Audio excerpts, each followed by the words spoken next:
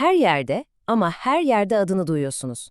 Sosyal medyada, haberlerde, arkadaş sohbetlerinde Ozempic bir anda herkesin diline düştü. Peki bu kadar çok konuşulan bu ilaçla ilgili gerçekler ne? İşte bu sunumda tüm o dedikoduları, varsayımları falan bir kenara bırakıp doğrudan işin kaynağına, yani FDA'nın onay belgelerine bakacağız. Gelin bakalım Ozempic'in asıl hikayesi anlatılanlara ne kadar benziyor. Ve işte o milyon dolarlık soru, değil mi? Herkesin aklındaki temel mesele bu. Ozempic, gerçekten de söylendiği gibi mucizevi bir zayıflama ilacı mı? Bu sorunun cevabını bulmak için ilacın aslında ne olduğunu, niçin onaylandığını ve vücudumuzda tam olarak ne yaptığını adım adım birlikte inceleyeceğiz. Tamam, hadi o zaman bu işin en temeline inelim. İlk olarak Ozempic'in resmi olarak yani Amerikan Gıda ve İlaç Dairesi yani FDA tarafından hangi amaçlarla onaylandığına bir bakalım. Bu ilacın asıl kullanım amacını anlamak için en kritik, en önemli nokta. Evet, biliyorum bu tanım kulağa biraz karmaşık geliyor. Ama gelin şöyle düşünelim. Vücudumuzun yemek yedikten sonra kan şekerini dengelemek için kullandığı doğal bir mesajcı hormonu var. Adı GLP-1. İşte Ozempic bu doğal mesajcının çok daha güçlü ve çok daha uzun süre etkili bir kopyası gibi çalışıyor. Yani aslında vücudun kendi sistemini taklit ediyor, onu daha etkili kullanıyor. İşte o meşhur molekül karşınızda. Bayağı karmaşık görünüyor, değil mi?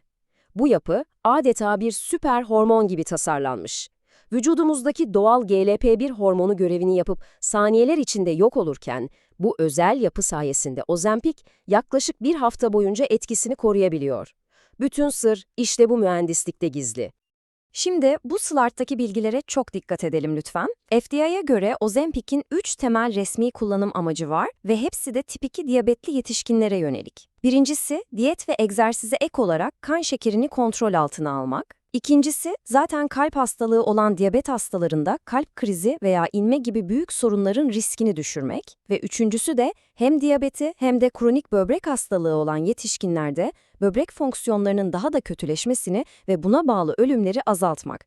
Gördüğünüz gibi o popüler algının aksine zayıflama bu resmi listede birincil bir amaç olarak yer almıyor. Peki, bu ilaç bütün bu etkileri nasıl başarıyor? Şimdi de bu karmaşık sürecin biraz daha basitleştirilmiş bir açıklamasına bakalım. Yani işin bilimsel kısmına dalıyoruz ama merak etmeyin, herkesin anlayacağı dilden anlatacağım. Ozempic'in aslında 3 tane temel silahı var. Birincisi, kan şekeriniz yükseldiğinde pankreasınıza gidip diyor ki, hadi bakalım insülin salgılama zamanı. İkincisi, karaciğerinize dönüp, dur bakalım kana o kadar da çok şeker gönderme diyerek bir nevi frene basıyor.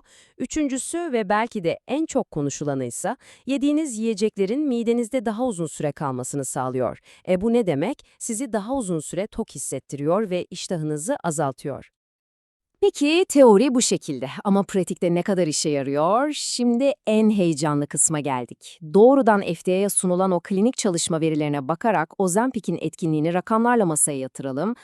Bu tablo, Ozempic'in asıl hedefi olan kan şekeri kontrolündeki başarısını çok net gösteriyor. HbA1c dediğimiz şey basitçe son 3 aylık ortalama kan şekeri seviyeniz gibi düşünülebilir. 40 haftalık çalışmada hem 1 miligramlık hem de 2 miligramlık dozlar bu değerde yaklaşık %2'lik çok ama çok anlamlı bir düşüş sağlamış. Bu, diyabet yönetiminde gerçekten kayda değer bir başarı demek.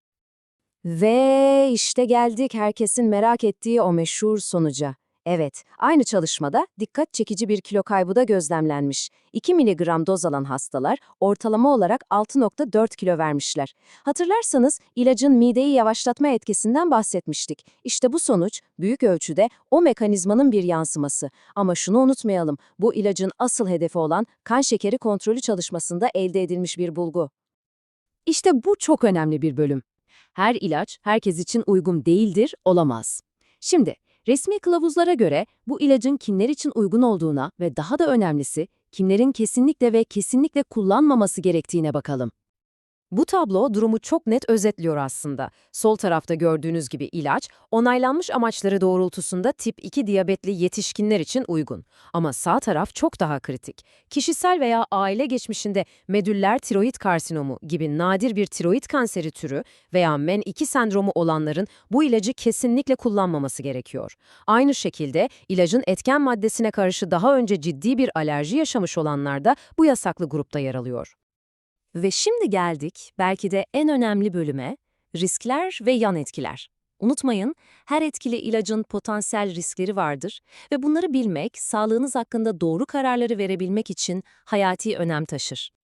Bu gördüğünüz FDA'nın bir ilaç için yayınlayabileceği en ciddi uyarıdır ve kutulu uyarı olarak adlandırılır. Yapılan hayvan çalışmalarında Ozempic'in etken maddesinin tiroid C hücre tümörlerine neden olduğu gözlemlenmiş. Bu riskin insanlarda olup olmadığı henüz kesin olarak bilinmiyor ama işte bu potansiyel risk nedeniyle bir önceki slaytta belirttiğimiz o MTC veya MN2 sendromu geçmiş olan hastaların ilacı kullanması kesinlikle yasak. Bu uyarının ciddiyetini anlamak çok önemli. En sık karşılaşılan yan etkiler genellikle sindirim sistemiyle ilgili oluyor. Mide bulantısı, kusma, ishal, karın ağrısı ve kabızlık gibi. Bu etkiler çoğunlukla ilaca yeni başlandığında veya doz arttırıldığında ortaya çıkıyor ve genellikle vücut alıştıkça azalabiliyor. Ama yine de bu süreçte kişinin yaşam kalitesini etkileyebileceğini unutmamak lazım. Daha az yaygın olsa da hastaların bilmesi gereken başka ciddi riskler de var. Bunlar arasında pankreas iltihabı, görme bozuklukları, böbrek hasarı, safra kesesi sorunları ve hatta hayatı tehdit edebilen ciddi alerjik reaksiyonlar yer alıyor. Bu durum, ilacın mutlaka ama mutlaka tıbbi gözetim altında kullanılması gerektiğini bize bir kez daha gösteriyor. Ve bu da doğrudan ilaç kılavuzundan gelen çok önemli bir pratik güvenlik uyarısı. Kalem enjektörler kişisel kullanım içindir. Yani iğne ucunu değiştirseniz bile kan yoluyla bulaşan hastalıkların geçiş riskini önlemek için kaleminizi asla ama asla başka biriyle paylaşmamanız gerekiyor. Bu basit kural çok ciddi enfeksiyonları önleyebilir. Bu sunum boyunca Ozempic hakkındaki resmi bilgileri doğrudan kaynaktan sizlere ulaştırmaya çalıştık. Bu da bizi son bir düşünceye getiriyor. Reçeteli ilaçlar hakkında doğru ve anlaşılır bilgiye ulaşmak bazen gerçekten zor olabiliyor. Sizin bu konuda cevabını daha kolay bulabilmeyi dilediğiniz tek bir soru ne olurdu? Ve son olarak her zaman olduğu gibi en önemli hatırlatmamızı yapalım. Bu sunum yalnızca bilgilendirme amaçlıdır ve asla tıbbi bir tavsiye yerine geçmez. Sağlığınızla ilgili herhangi bir karar almadan, bir ilaca başlamadan veya mevcut tedavinizi değiştirmeden önce mutlaka doktorunuza ya da güvendiğiniz bir sağlık uzmanına danışmalısınız.